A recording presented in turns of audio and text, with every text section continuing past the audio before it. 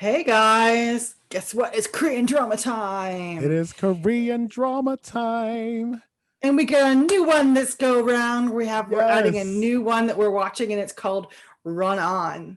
And it's Yes. and so far I think it's gonna be fun. A fun little romance. You think so? Maybe we'll find out when we come We will back. find out when we come back.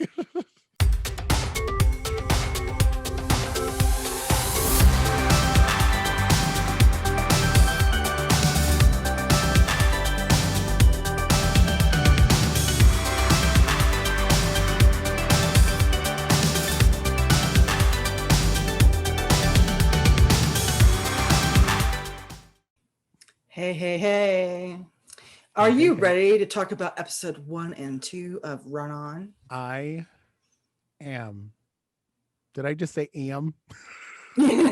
So Or what made you decide to watch this? Because you're the one that turned me on to this one too. So what made you and your family decide to start watching Run On? so um and this isn't even throwing shade at the show, but my older, like my mom, her sister in Hawaii, um my grandma's sister, like, I don't want to throw shade at the show, but it was the older generation that was like, oh Kai, you need to check this out because you love Korean dramas.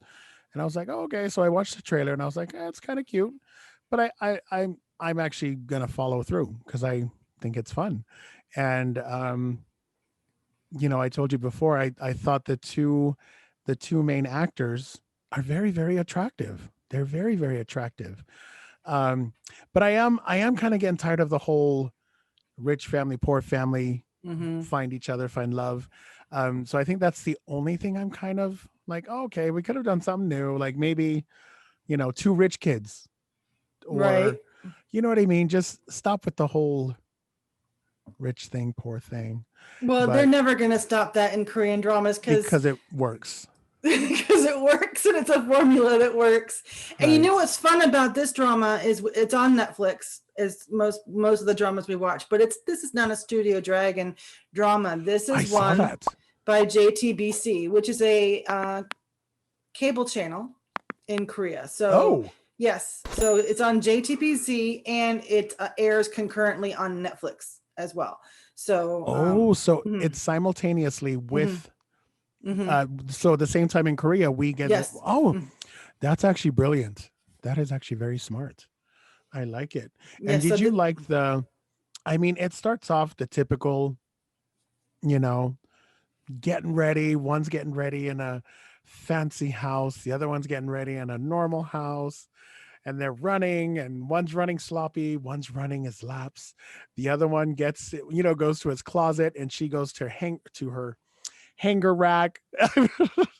I'm like, oh, this is so Korean. And again, no shade, no shade. I'm just saying, a lot of them usually start out with a comparison. And I think that's where, because you know how, like, me and you are always like, don't compare yourselves to others. Right. And then they're literally like, oh, look, this could be you, or this could be you. But also, it's a way to set the stage of where they are without having an explainer. It's just a visual That's montage to right. show their situation in life currently. Right. And so then you can get an idea of what's going on. I did think that the first episode, there was just too much going on in the first episode. I couldn't follow what was going on. I was starting to watch it and I was like, you know what? I'm not like drawn in right now. I'm like, I know this girl, she's cute, and I can understand her situation. But with everybody else, I'm like, oh, rich. Oh, yeah, bully. Okay. Athlete. Great. Oh, all right. Oh, it took it, to be honest, until the last scene of the second episode. I was like, oh, okay. Now I'm interested. How Let's bring true is it. that? You know. It literally was the second season, because I admired it for its production value, for its, storytelling. I really did. I was drawn to it. I was like, okay, I could see why my grandparents, family, like great aunts, I guess that's what they're called. Mm-hmm. And my mom and her sister and my dad's sisters, like they're all like, yeah, this is so great. And I was like, okay, I could see why you guys would like it. But yes, you were right. At the end of episode 2, I was like, Mm-hmm. there it is. Mm-hmm. There it is. And That's what I'm talking about. and our stars, but I'm going to talk about Shin Se-kyung first because she plays Omiju, and she has more than 20 years experience in the business because she was a child star for Korean drama. She started really young when she was like 7 or 8. And so, Wow. yeah, and so she's also gets a lot of she's very popular with getting commercials and doing advertisements, as we had discussed before about how Korean stars do that with movies and stuff. So she has a particular acting style that is very, very subtle. So you have to watch her facial expressions. She's one of those facial expressions actresses because she's very stiff in her movement. She's not a fluid, she's clumsy and stuff, but she's a very subtle, and you have to just pay attention to her face, because it seems that she's very stiff and doesn't move. She's not a physical actor, in the sense of like just draping herself and putting her whole body into a scene. So she cries very prettily, but but she's also, you get I cry pretty. you don't. To go. I want musical tears. But go ahead. So, but she is one of those where you have to really pay attention to her, and she hasn't been in a drama in a couple years, and she's does different styles of things, but Oh, okay. I won't go into the her full list, but she's enjoyable to watch is what I'm saying. You just have Okay. to watch, just pay attention to her Oh, I subtle will, because style. I'm about to watch 3 and 4. So look, 3 and 4. Y'all, I'm about to watch 3 and 4. Oh my God. So, and you said, so is MC Wan, is he a new actor to the scene, or has he been around? No, actually, he's a singer, and he was a singer first, and has been an actor for a while, but he went on his military tour like 3 years ago. So he was gone for a So couple he was years gone for a from the little while, scene. and so he didn't really build up for what he was doing until like really now. So he's in his early 30s already. Yeah. Wow. Hmm. He looks like he's like 20, Hmm. He's like but we 32. look good too. And so Okay. basically, the premise of this story is that MC Wan plays Kim Sung Gum, and who's on a national track team, Right. right? Right. And he's a runner, a sprinter, actually. Sprinter, Right? yes. Yes. Because they showed the Hmm. training scenes, Hmm. yes. And so basically, there's something going on. Like we've been watching Uncanny Counter, and there's always bullies, right? Mm, So there's some bullies yes. in this one too. And he seemed to me when I first was watching him in episode 1 that he like didn't give a shit. He was like pretty standoffish, just did his own thing, I thought so too. very stiff. But then when I noticed how he was trying to protect The freshman. the freshman, Or the newer guy. The newer guy. well, I'll just say his dong sang in there, his subordinate who was always being beat up by the elder members of the team. So basically, they were beating him up because they couldn't touch Siwon, So the other guy was taking the thing. So Siwon's like, "Fuck y'all." He's like, I beat this guy up. Yeah. Oh, Yeah. well, don't worry about it. I assaulted him. I beat him up. So basically it looks like he quit his career. That's what it looks like. He walked out on his career or something,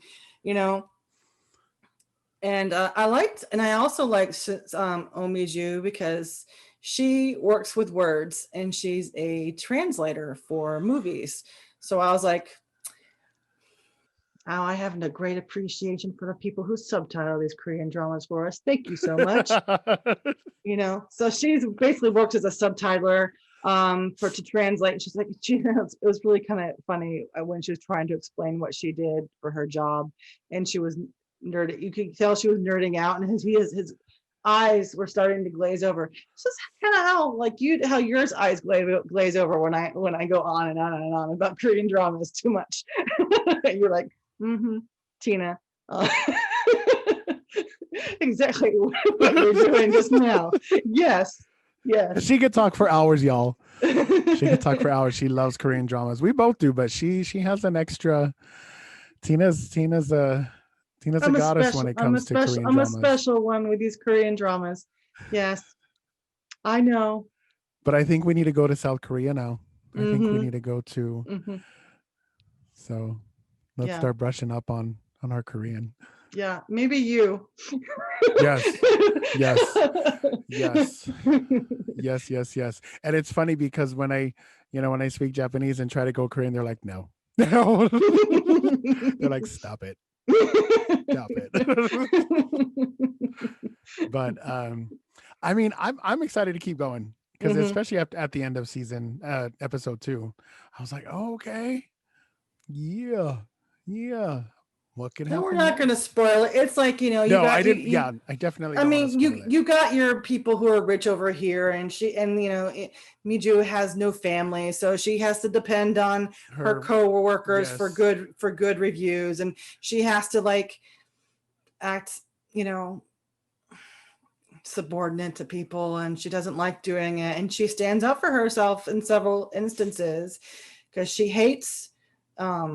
She doesn't like to kiss a man's ass. That's one thing. She doesn't like doing it, but sometimes she has to placate to get a job because that's just the way it is for her in this society. So we'll see what happens with these spoiled rich people and our new plucky heroine, and see what she tries to do, because we like our plucky heroines, don't we? They make it interesting. They really do make it interesting. So it'll be fun to see how it. I'm not gonna lie. I'm probably gonna watch 3 and 4 later tonight.